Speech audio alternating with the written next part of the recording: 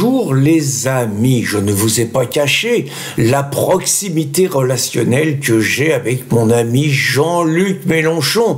On est des amis de 50 ans tous les deux et je dois vous avouer que mon ami Cédric de Valfrancisque m'a transmis en toute confiance un message de détresse de mon ami Jean-Luc et ce message, je suis obligé de le partager avec vous pour lui amener toute ma solidarité, tout mon soutien et toute mon affection. Je vous lis donc ce message. Alors, je m'excuse parce que d'habitude, vous savez que j'aime improviser, mais là, je suis sous le coup de l'émotion. Je n'ai pas pris le temps de l'apprendre par cœur. Je suis pas sûr que j'en serais capable.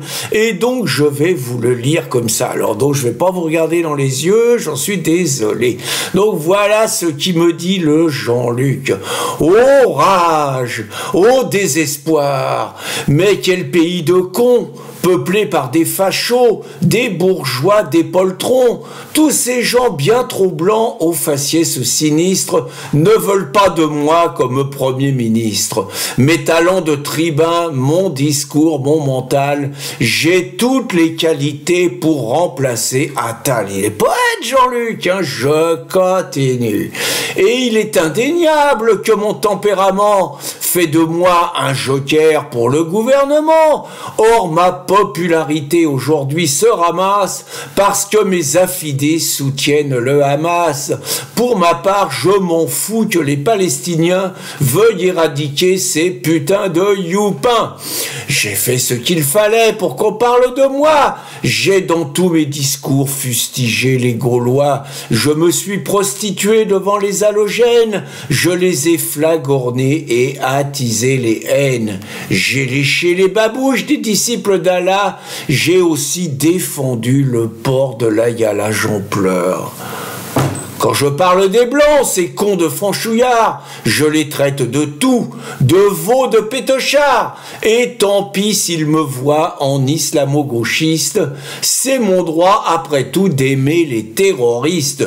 Je défends le Hamas et j'entends continuer, ça m'attire les suffrages des banlieues basanées.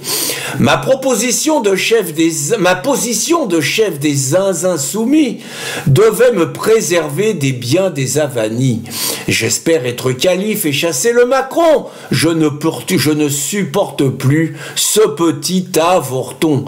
Quand je suis presque au but, tout foire autour de moi, même dans mon parti, on dit du mal de moi. Ça m'est insupportable, ça ne peut plus durer. Ceux qui furent mes alliés veulent leur liberté, qu'ils soient des Khmers verts, des traites, des écolos, des gauchistes déçus ou bien des socialos. Ces gens me doivent tout. Aussi je les conchis quand je gouvernerai. Gare à leurs abattis. Moi, je veux gouverner comme Hugo Chavez et n'entends pas rester le cul entre deux chaises. J'aurai le droit, car un jour je l'aurai. Quand j'aurai le pouvoir, car un jour je l'aurai, je ferai fusiller, pendre ou guillotiner tous les salopards qui ne pensent pas comme moi. Ça créera, j'en suis sûr, un véritable émoi. Les Français auront peur et moi je serai fier d'être un digne héritier de ce grand Robespierre. J'imagine en riant la tête descendant qui vivront demain en pays musulman.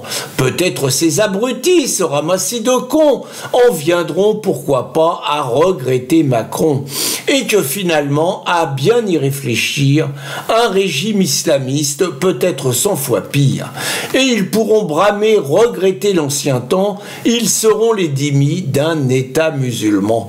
Mais moi, de mon côté, je n'ai pas d'état d'âme, car j'ai choisi mon camp, c'est celui de l'islam. Vous vous rendez compte la souffrance de cet homme qui arrive à 73 ans, qui veut servir son pays et dont on ne sait pas reconnaître les mérites.